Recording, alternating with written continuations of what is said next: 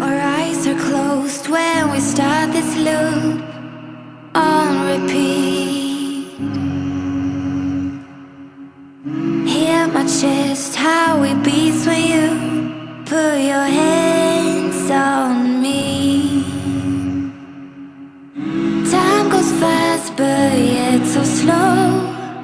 I leave all thoughts, yeah, I let them go. 'Cause I'm here with you, and all I need is you. It's so easy to be us. We lock ourselves up from the world we're lost. It's so easy to be us. We lock ourselves up from the world we're lost.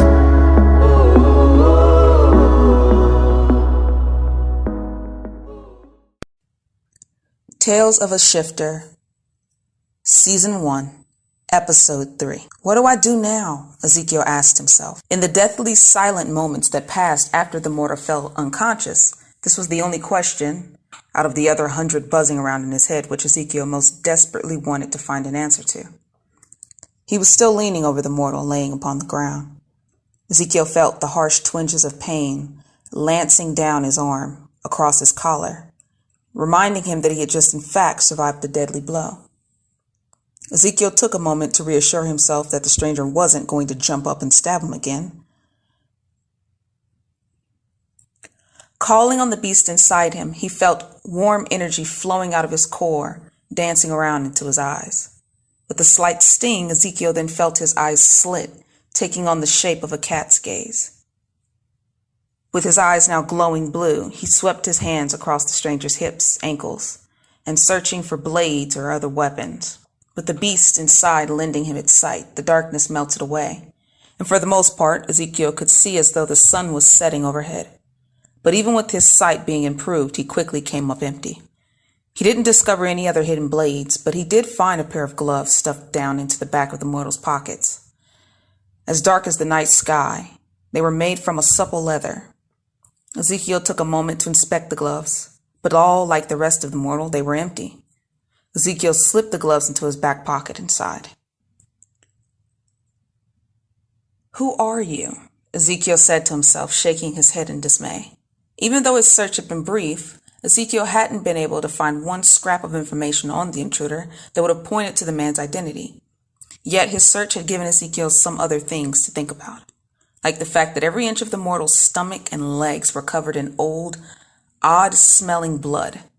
His clothes were also sticky and warm to Ezekiel's touch, and Ezekiel could feel more of the warm fluid staining his own pants as he continued to look over the mortal, which told him that the mortal had been bleeding for a very long time, heavily. As Ezekiel searched the mortal over for signs of more injuries, he soon realized that the blood was coming out of his side. Without hesitation, Ezekiel shimmied back on his knees and slowly peeled the mortal's blood-soaked shirt up so that he could see the wounds. A milky, pussy glob of flesh and stench was all that he could make out, though. The hole etched in the man's side was a fevered red shade of irritation, and it stunk of sour rot. With a gag, Ezekiel closed his eyes and let the man's shirt fall back over the disturbing sights. That's not a cut. It's a piece of this guy's fucking body's just gone, Ezekiel thought. Something must have eviscerated him. How the hell is he even alive? Ezekiel gagged on the smell once more as he opened his eyes and tilted his head, trying to listen for a sign that the mortal was actually still alive. His breathing was nearly non-existent at this point, but his heart, Ezekiel strained his ears for a sign of life. Woo-hoo! Woo! With a robust hoot of victory, an owl tore across the canopy overhead, breaking the silence abruptly. Ezekiel shook off the needles that fell down from the trees, and with his concentration having been destroyed, Ezekiel then tried again, putting a hand to the mortal's mud-stained throat as he leaned down on his chest. Ezekiel slowly let the beast inside of him fill up and alter his hearing. He turned its senses into the silence, cutting out the shifting winds and the dancing of the pines above, as well as the harsh, excited chirps of the crickets down below.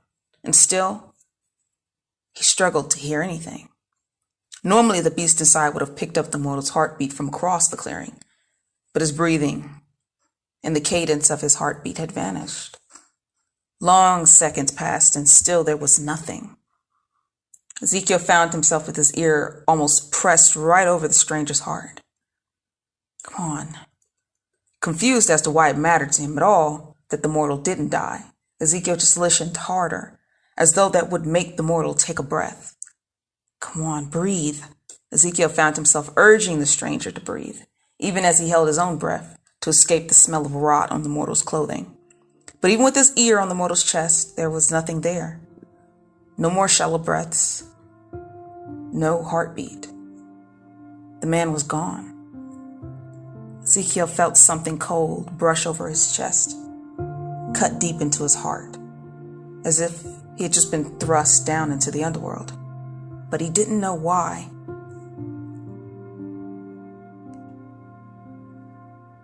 And then there was a tiny thump. And then a few seconds later, a second thump, a weak heartbeat. Releasing a breath, Ezekiel pulled back. The cold dread ripping deep into his soul dissipated in moments. He's alive. Just barely, but seriously, what do I do with him now? Coming to a decision that the mortal wasn't capable of actually moving anymore, much less attacking in his current state, Ezekiel decided to move off a ways, inspect the wounds that he himself had sustained earlier, and to think on his next moves. With a painful hiss, Ezekiel lowered himself down into the pine needles, far away from the mortal, and inspected his injured shoulder. He quickly lifted up his shirt, biting back another painful hiss, crimson staining his right pec from a giant bloody gash too spacious to the left of his heart. The wound in his shoulder was clean and at least a few inches deep at this point. As Ezekiel inspected the wounds with his slit eyes in the darkness, a small chill raced down his spine as he realized something. Just a few more centimeters to the right, and with a bit more strength, this guy could have killed me. As a shifter, Ezekiel and anyone like him benefited from the power of the beast within. It was very hard to kill one of his people or even imprison them for very long. Most cuts would heal over a long period of time, and silver was actually the only metal that weakened the shifter's strength enough to hold them. Even as Ezekiel watched the blood, he began to see signs of his body working to heal. A soft trickle of warm energy was seeping into the area, the beast inside lending him its energy, speeding up the process of healing. All shifters healed in this way, and Ezekiel was assured as he watched the knife wound knitting up that the pain would soon be gone. Slowly dropping his shirt back down, Ezekiel climbed up to his feet and began to pace around beside the stranger.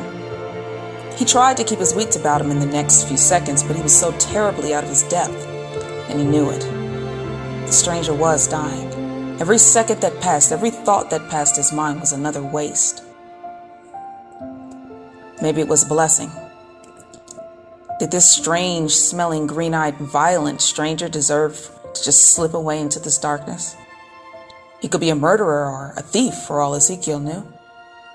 He was obviously very dangerous and quite possibly insane. Or was he just an unfortunate stranger who could die if Ezekiel didn't make up his mind? Ezekiel knew what he needed to do to save the stranger, but was it the right thing to do? He knew he could take the stranger to the healer down in the village, but by doing that, Ezekiel would be sticking out his neck, and for what? Ezekiel didn't have to help the stranger. He could choose to walk away right now, save himself a headache. Or he could choose to save this life. The answer seemed so simple, but he hesitated. For a long time, Ezekiel had been taught not to hate mortals and outsiders, but to distrust them fiercely, to be wary of them if any of them ever came into the lands. And he had been taught that the clan lands were a sanctuary for his people, a place for his kind, where mortals chose seldom to venture, and shifters seldom offered them an invitation. It wasn't a hatred for outsiders that Ezekiel knew. And it was also not a deep-rooted dislike. It seemed to be a tradition of separation that for all Ezekiel could see was amicable for both races. And Ezekiel believed that all of the other 7 shifter clans operated under this same tradition of separation from mortals and from each other as well. Who was Ezekiel to break this unspoken rule? Then again, Ezekiel was hardly known for his traditional or normal behavior as it applied to shifters. He was often the one to do whatever it was in his mind and heart to do, no matter how risky or dangerous or embarrassing.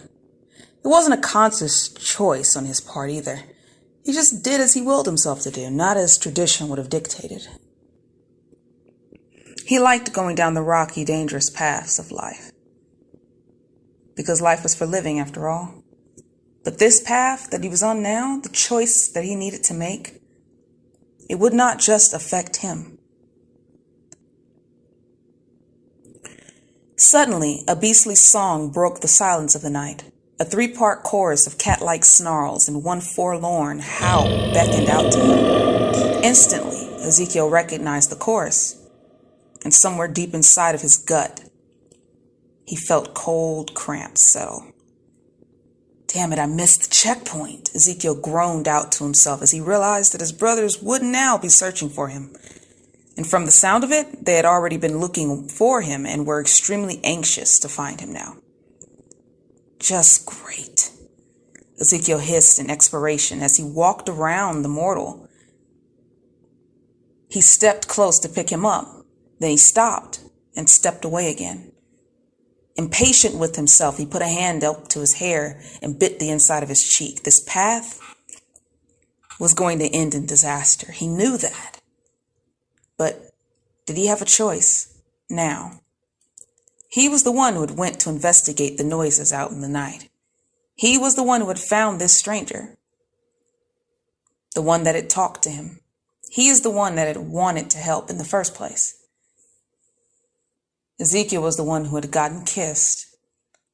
Once again, a 3-part chorus of cat-like snarls and one more forlorn howl of a wolf beckoned to him once again, searching for him, demanding his response, and promising a retribution to anyone that was not supposed to be there in their home. With a groan, Ezekiel slapped a hand down onto his face. Then, giving up on fighting the inevitable, he raised his head and let out one harsh, violent roar. The air vibrated and his voice alerted his siblings to his exact whereabouts. Silence came after his call, and then there was one solitary howl that danced over the wind, and Ezekiel knew that they were coming his way. His decision had been made. Ezekiel went over to the mortal then, bent down and softly scooped him up off the ground. The mortal was even lighter than he would have thought, causing Ezekiel a moment of shock as he settled this stranger into the front of him. Ezekiel tried to ignore the sharp tangs of blood as the mortal's wet clothing squished between them. "You're just a bloody bag of bones. You won't last the night if I don't do something for you, huh?" Ezekiel said to himself. "But did you have to wander into this forest and kiss me?" Ezekiel asked the stranger, who of course did not respond. Honestly, Ezekiel knew it had very little to do with the actual kiss at all. His desire to intervene on this stranger's behalf had more to do with his own thoughts than this man's actions. His own brutal feeling of isolation. Realizing that he was only stalling, Ezekiel pulled the mortal tighter to his chest, and he started walking toward the village, toward his brothers.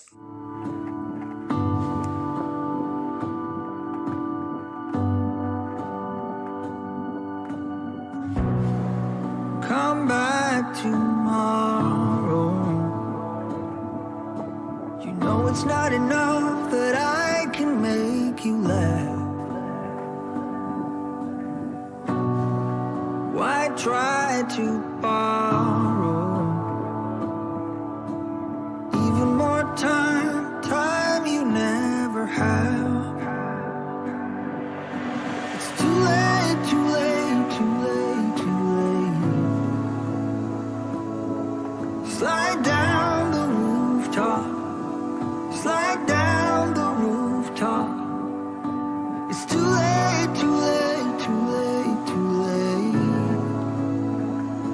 have to rebuild.